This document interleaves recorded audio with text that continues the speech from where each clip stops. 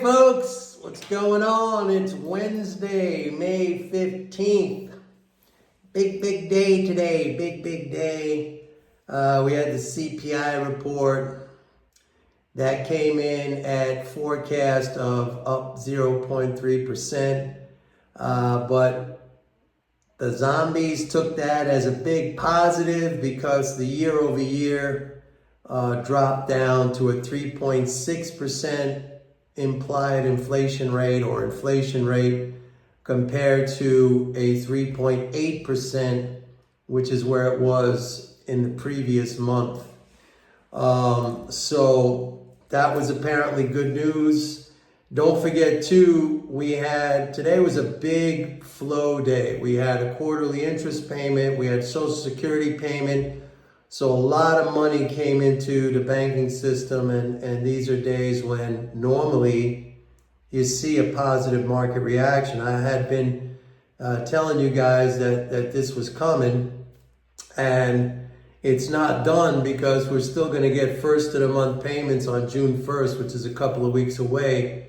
But that'll be the peak in this flows cycle.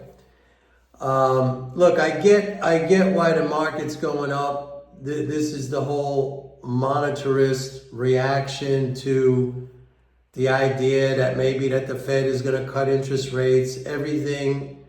They see everything through the prism of monetarism, And so for them, it's all about monetary policy. That's the only thing they pay attention to. And we know that they got the whole entire thing wrong in 2022, 2023, when they were selling because of the rate hikes by the Fed. And I said to you guys all during that period that we were going to see a very significant increase in economic activity. We were going to see the stock market go up because the Fed's rate hikes would translate into large increases in interest income transfers from the government into the economy. And that's exactly what happened. And I've been saying that, look, I'm going to just say it right out. I'm not a big fan of this rally right now. First of all, just in general, I like buying stocks and I like investing when prices come down. Okay, I don't chase after markets. I gave that up a long time ago because that is not a winning strategy. I never chase, and I tell people, don't chase. Don't chase after a stock, don't chase after a market, don't chase after a commodity. You gotta let the market pay your price. You gotta get in on your terms, and that's totally doable. Once you start chasing, whether it's on the upside or, dumping them out on the downside, that is just a display of emotion and lack of discipline. The market's sucking you in. Now, I just mentioned that we still have the peak in the flows cycle won't hit till like early June. So there's still some upside in this market. But again, me personally, I am no fan of this rally because I see what is driving it, okay? And then that is the whole monetarist psychosis thing, the monetarist mentality. It's all about monetary policy. It's all about interest rates.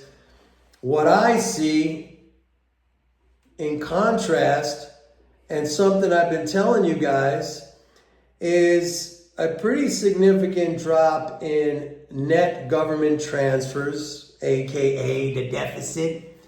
And I also see that, and I tried to explain this the other day, some of you went over your head. No fault of yours. I just think I had a hard time explaining it in very easy terms. But the rate of flows, the rate of these transfers, the rate of government spending is slowing down when you compare it to what was happening in the fourth quarter of 2023 or when you compare it to last year.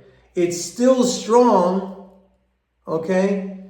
but there's no acceleration anymore.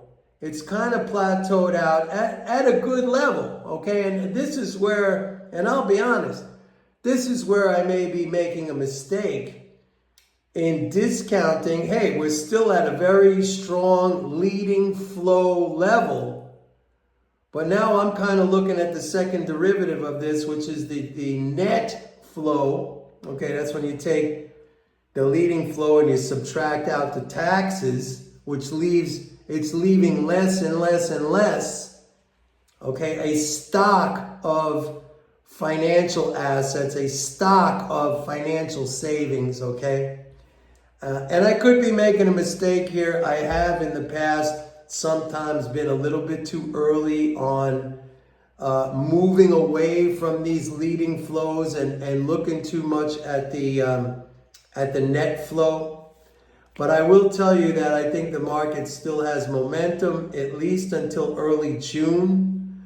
And I will repeat for the third time, I'm not a fan of this rally because I see who's buying.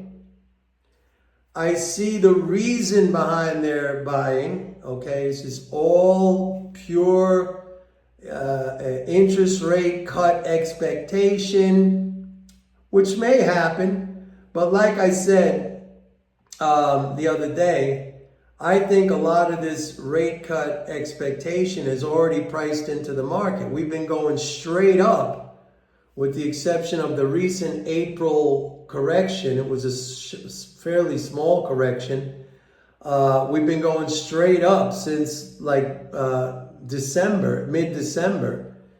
And that was exactly the time when the Fed came out and said, hey, we're gonna pause on interest rate hikes.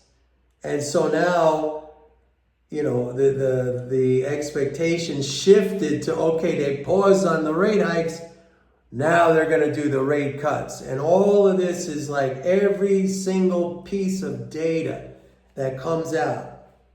It's funny because 3.6% inflation rate is still way far away from the Fed's supposed target of 2%. But now it's being construed as, oh, that's a positive thing. That's good.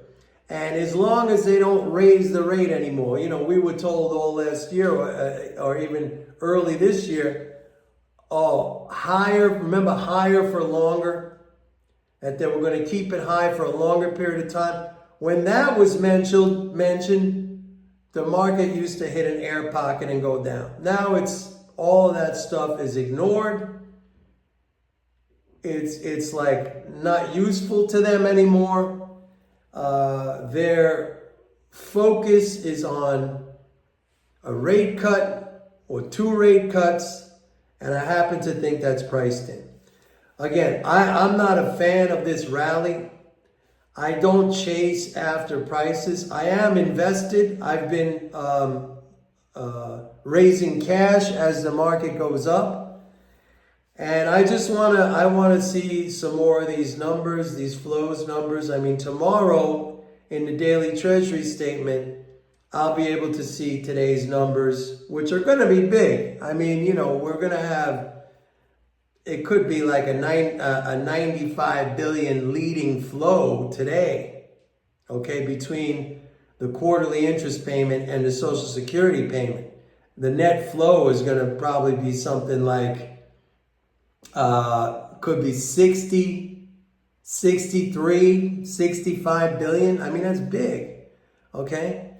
But it's not going to get, it's just going to keep us at levels that we've been at. And like I said, that's showing some deceleration compared to where we were last year. And I explained that. Last year, the Fed was raising rates. So that month after month after month of rate hikes, that was like throwing gasoline on the fire.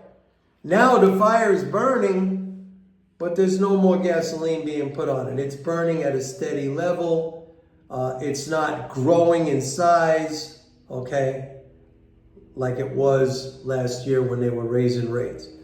And again, I could be wrong at being a little bit too early on discounting the leading spending flows and moving my focus to the net government transfers. But I'm not a fan of this rally. I don't know what else to tell you. I mean, just the fact that I see who's in here now, I see who's piling in, and these are all the same people that last year and in late 2022, late 2022, they were super bearish. They were selling. They were predicting recession. They were predicting a market crash. I mean, it's the same element, but now they're on the other side of the picture. And when I see that, it makes me a little bit uncomfortable, okay? I still think in general, we're in a growth mode for the economy, but the growth has slowed down. We saw a 1.6% growth rate in the first quarter. I have seen further deterioration in the net government transfers since that first quarter 1.6% reading. So I'm extrapolating from this, and to me it seems like that's just cementing in this slower growth rate. And I don't think stocks reflect that. We'll see that pop up in corporate earnings. We may see that pop up in employment. We saw it in the April jobs number, which was expected to be 250K on the payrolls, and it came in at 175 or 173 or something like that. So that's it. That's the update for today, folks. Short term here, we're still looking bullish. We got all the way till early June with these flows are going to be pretty strong. And, the monetarists, they're on a roll right now.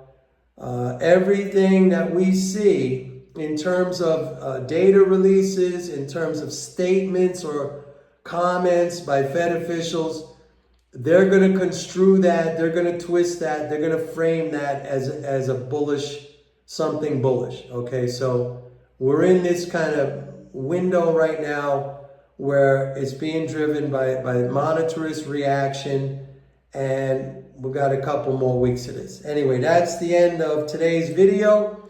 Please like and subscribe if you can, if you choose to. And don't forget to go to my website, pitbulleconomics.com. Sign up for a 30-day free trial of MMT Trader. Remember, I'm the only one who has an applied approach to MMT. I take the concepts and understandings of MMT and I show you how to use that to invest and trade profitably in the financial markets. See you tomorrow. Bye.